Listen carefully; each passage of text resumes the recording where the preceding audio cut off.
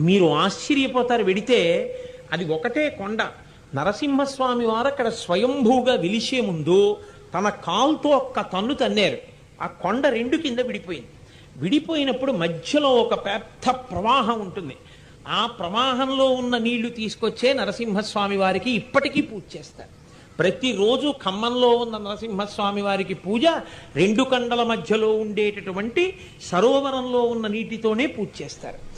అంత గొప్ప స్వామి. మీరు వెళ్ళినప్పుడు చూడండి, ఆ గుహలో మీరు ఇలా నిలబడలేరు, ఇలా ఒంగుని వెళ్ళాలి.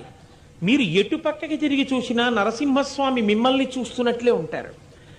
చిత్రం ఏమిటంటే అక్కడ పొద్దున్న ఒక బిందె పానకంతో అభిషేకం చేస్తారు. ఒక బిందె పానకం నైవేద్యం పెట్టి అందరికీ ఇస్తారు. కష్టాల్లో ఉన్నవాళ్ళు, ఇబ్బందుల్లో ఉన్నవాళ్ళు ఆదివారం నాడు ఖమ్మంలో ఉన్న నరసింహస్వామి వారి దగ్గరికి వెడితే కొబ్బరి బొండాన్ని పచ్చగుడ్డలో కట్టి పుచ్చుకుంటారు ముడుపుగా.